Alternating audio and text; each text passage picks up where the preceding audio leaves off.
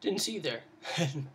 Hey there, G3XE here, and today I want to do a discussion video, so please feel free and let your opinion be known in the comments section to be civil, but I just was thinking about this, and it seems like a growing trend in the wargame community, but specifically around Games Workshop. So, while I'm doing this, I'm just painting random models. This is just a Reaper Bones model. So I just watched the Bell of Lost Souls unboxing of like the Death Shroud Terminators, and they are the Nurgle Terminators. Now, I have not looked up to see what the price is, and by the way, I'll put the link in the description. But I assume it's going to be around $50 or something crazy. It might be 60 or 70. Similar to the Rubric, oh, not Rubric Marines, the Scarab Occult Terminators.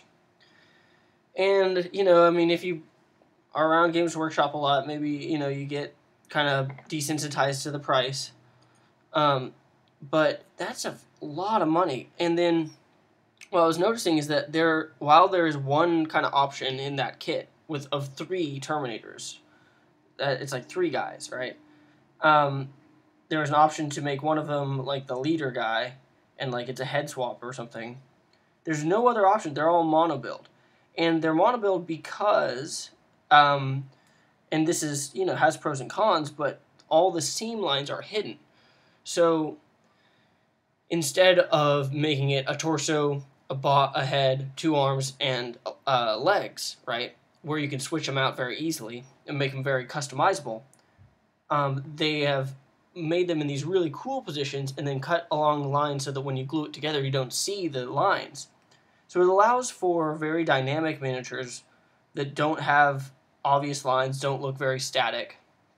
These are a good example, these guys, because they were not head, arms, legs. They came in pieces that specifically fit together in a certain way, right? And you can see that they have a lot of dynamism, I don't know, to them, but there would have been a pain to convert.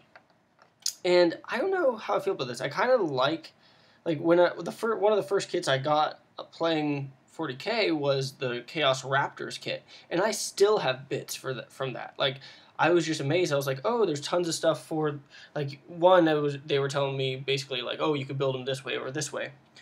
And to me, that was pretty cool.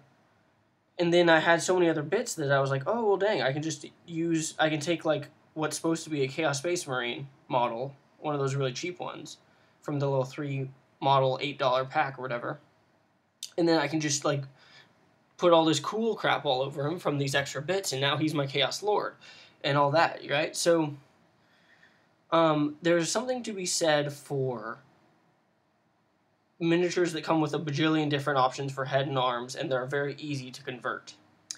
That being said, they're gonna be more static because they're gonna be more torso, arms. Like, there's only so many ways you can move the arms and stuff, and they might have seam lines and stuff going on. So I don't know. It's an interesting, I guess, discussion to have. Do you like the GW's kind of new push for very seamless and dynamic models, but that are harder to convert and head swap and everything? Or do you prefer it more of the old way? Especially because they're still very, very expensive, and so if you're just buying them just to look exactly like that, it kind of loses some of the value for, I'd say, people who enjoy the hobby just as much, if not more, than the game. Because there's something fun about modeling your own personal miniature with your own story behind it, and I don't know. So let me know in the comments, what do you think? Do you like the dynamic poses and you don't mind not really having too much convertibility, if that's a word, or do you kind of worry about this trend? Let me know.